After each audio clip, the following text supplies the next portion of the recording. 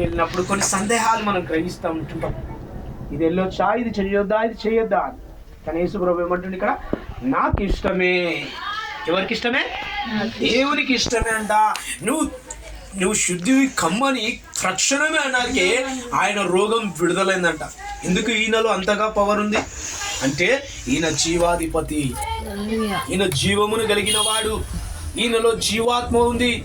చూడండి, అదే మాట యేసుకేలు 37వ అధ్యాయం అంటుంది, అన్ని పొదిగినాయంట. కానీ మనిషిలో రావడానికి ఏం చేసిందంట? జీవాత్మ నలుగు దిక్కుల నుండి వచ్చునుగా కానదంట. హల్లెలూయా. ఆ కళేబరాలుగా ఉన్న ఆ యొక్క యేసుకేలు గ్రంథంలో ఆ దైవ సేవకునికి దర్శిస్తున్న దర్శనాన్ని ఆయన తీసుకొని లోయలో తెచ్చినప్పుడు అక్కడ జీవాత్మ కుదుపుగా ఉండే. కానీ ప్రభువు యెహోవా సెలవిచ్చిన మాట, జీవాత్మ నలుదిక్కుల నుండి నువ్వు ప్రవహించునుగా కానరట. ఎక్కడైతే మూలుగుతున్నా ఉన్నాయో, బాధతో ఉన్నాయో, అనేకున్నాయో, అవి బడబడ బడబడ బడబడ వచ్చి ఆ సైన్యంలో దిగారికే అందరిలో చలనము ధ్వని మొదలైందంట. ఈరోజు మనలో కూడా చలనము కావాలి, మనలో కూడా ధ్వని కలగాలి. ఈరోజు మనం ధనించున్నామంటే అది ఎవరి దయ? అది దేవుని దయ.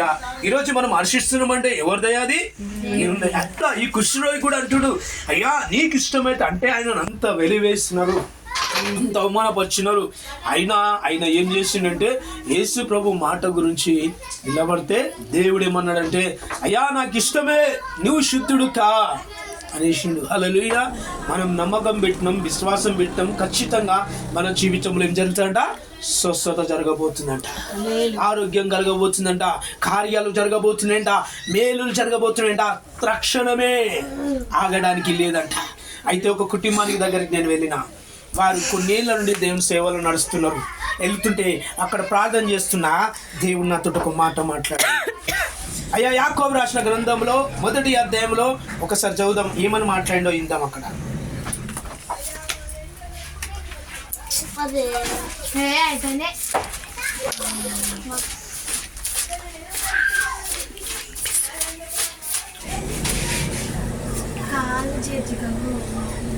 రెండవ వచనం, యాకోబు 2వ వచనం. యాకోబు 1వ అధ్యాయం 2వ వచనం. నా సహోదరులారా, మీ విశ్వాసమునకు కలుగు పరీక్ష ఓర్పును పుట్టించునని ఎరిగి మీరు నానా విధములైన శోధనలలో పడినప్పుడు అది మహానందమని ఎంచుకొనుడి. హల్లెలూయా. చూడండి, ఆ కుటుంబం చెప్తా ఉన్నా, కొన్ని రోజుల నుంచి చెప్తా ఉన్నా. కానీ వాళ్ళు ఏమంటున్నారు తెలుసా? అన్న మాలో కార్యాలు జరగలేకపోతున్నాయి, బాధ ఉందన్నా, ఇది ఉందన్నా, అది ఉందన్నా అని చెప్తుంటే, అప్పుడు యేసు ప్రభు ఈడ కుష్ఠరోగి దగ్గరికి ఏమొచ్చింది? యేసు ప్రభు వచ్చి నిలబడితే ఆయన ఏం చేసిండు? మొరొక్కి నీకు ఇష్టమైతే, ఏమన్నాడు ఆయన? నీకు ఇష్టమైతే. ఎవరి ఇష్టం కావాలంటే నీకు? దేవుని ఇష్టం. అయితే నాకు ఇష్టమే, నిన్ను శుద్ధిని చేస్తున్నాను యేసు ప్రభు అనికింది. అక్కడ ఇక్కడ అంటుండే యాకోబు గ్రంథంలో, నీ విశ్వాసము కలుగు పరీక్ష ఓర్పును పుట్టించును అని. మన ప్రభు మీద విశ్వాసం పెట్టినామా లేదా? పెట్టినాం. కొన్ని సందర్భాలు చెప్తా. మనకి ఈరోజు ఒక మంచి వస్త్రాలు కొనాలనుకో, నువ్వు ప్రార్థన చేస్తావంట, యేసు ప్రభా నాకు ఈ వస్త్రం కావాలా, నాకు ఈ సహాయం కావాలా, అది ఎవరి వల్ల వద్దు, నీ వల్లనే నాకు కావాలని నువ్వు చిన్న ప్రార్థన పెడుతున్నావంట. అది విశ్వాసం. ఆ విశ్వాసంలో నీకు ఎదురైతున్న అవమానాలు, నిందలు ఏంటిదంటే పరీక్ష. ఆ పరీక్ష నువ్వేం చేయాలా? ఓర్పుతో కనిపెట్టాలి.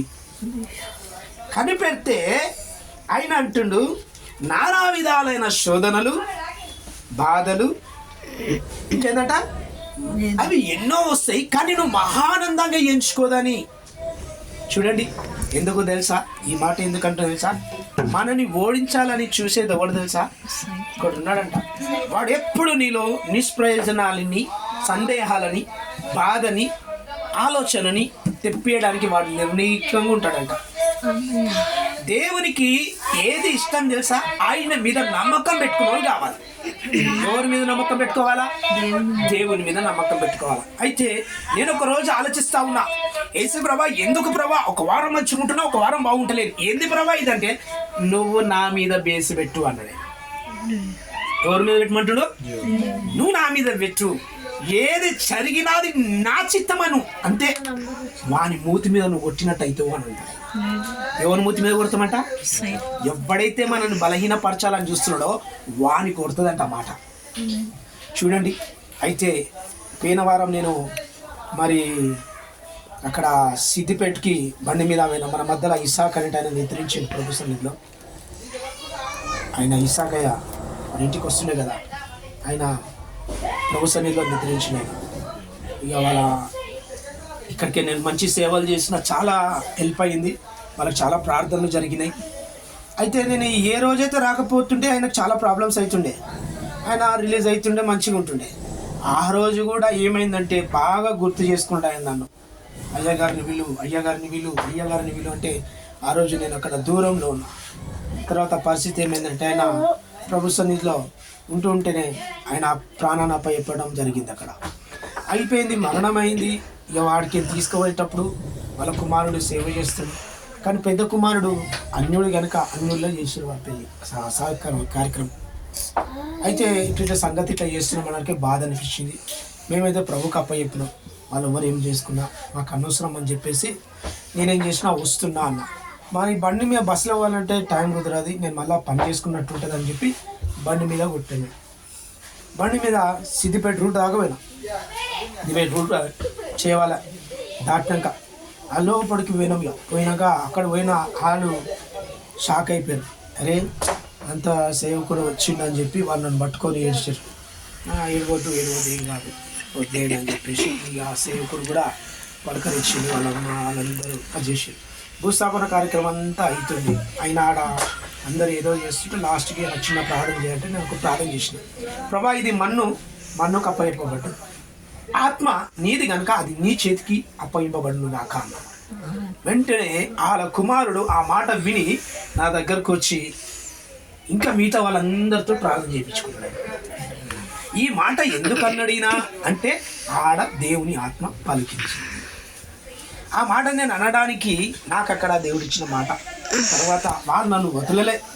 తర్వాత అక్కడ అయినాక ఇంటికి పోయినాక మళ్ళీ ప్రార్థన చేపించేసి నన్ను ఇంటికి పంపించారు. అక్కడికి నేను వస్తున్నాయి ఇక నేను ప్రయాణమై. నా బండి మైలేజ్ 60, 70, 60, 50, కానీ హైవే మీద పోయినందుకు 80 ఇచ్చింది. హల్లెలూయా. చాలా సపోర్ట్ చేసింది. వచ్చిన దేవుడు చాలా మేలు చేసిండు. ఆ నెల వారం అంతా దేవుడు కార్యం చేసి అలా ఉండగా నడుస్తుంటే కొన్ని ఆటకాలు, కొన్ని ప్రెజర్ చేయడం మొదలుపెట్టినాయి. అప్పుడు దేవుడు ఒక కుటుంబం దగ్గర పోయి వాళ్ళకి నేను చెప్తున్నప్పుడు ఈ వాక్యం నాతో మాట్లాడింది. నీ విశ్వాసం కలుగు పరీక్షగా ఓర్పును పుట్టిస్తుంది అని నాతో మాట్లాడడం మొదలుపెట్టి. హల్లెలూయా. యేసు ప్రభు దగ్గరికి రావాలంటే మనం ఏం చేయాలా? విశ్వాసములో ముందుకు సాగాలి. ఆ విశ్వాసములో కూడా ఏం జరుగుతాయంట? పరీక్షలు ఉన్నాయంట. అట్లా ఈ యొక్క ఎవరికి ఉందంట పరీక్ష?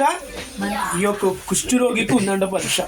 కానీ ఏం చేసిన ఆయన చూడండి, ప్రభు గురించి ఎదురు చూస్తే తక్షణమే ఆయనలో స్వస్థత జరిగింది. మరి ఈరోజు మనలో ఎందుకు జరగలేకపోతుందంటే ఇక్కడ వాక్యం ద్వారా మాట. మత్తయి సువార్త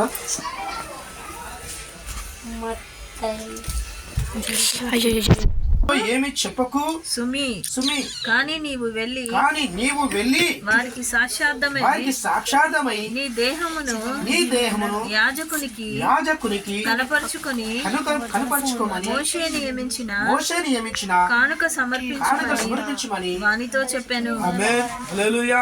చూడండి, మరి ఈ మాటలు చెప్పి ఆయన ఏమంటుందంటే ఎవరికేం చెప్పకు, కానీ నువ్వు సాక్ష్యంగా నిలబడు.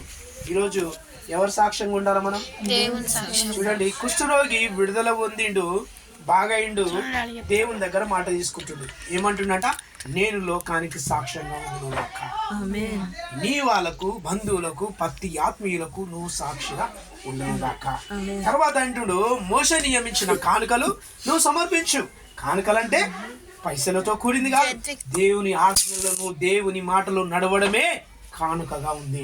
చూడండి, ఎప్పుడైతే నువ్వు అది సమర్పిస్తావో అప్పుడు ఆయన నీ మీద ప్రణాళిక జరిగిస్తాడు, నిన్ను మహిమగా వాడుకుంటాడు. చూడండి అది కింద ఇంకో మాట అంటుంటాడు. ఆయన కపెర్నహూములో ప్రవేశించినప్పుడు ఒక శతాధిపతి ఆయన యుద్ధకు వచ్చి, ప్రభువా, ఆ దాసుడు పక్షవాయుతో మిగుల బాధపడుచును, ఇంట్లో పడి ఉన్నాడని చెప్పి ఆయనను వేడుకొనెను. యేసు, నేను వచ్చి వారిని స్వస్థపరిచేదనని అతనితో చెప్పగా, ఆ శతాధిపతి, ప్రభువా, నీవు నా ఇంటిలోనికి వచ్చుటకు నేను పాత్రులను కాను. నీవు మాట మాత్రము సెలవియ్యము, అప్పుడు నా దాసుడు స్వస్థపరచబడును. నేను కూడా అధికారమునకు లోబడిన వాడును. నా చేతి కింద సైనికులున్నారు. నేను ఒకరి పొమ్మంటే పోవును, ఒకరిని రమ్మంటే వచ్చును. నా దాసుని ఈ పని చేయమంటే చెయ్యును అని ఉత్తరం ఇచ్చాను.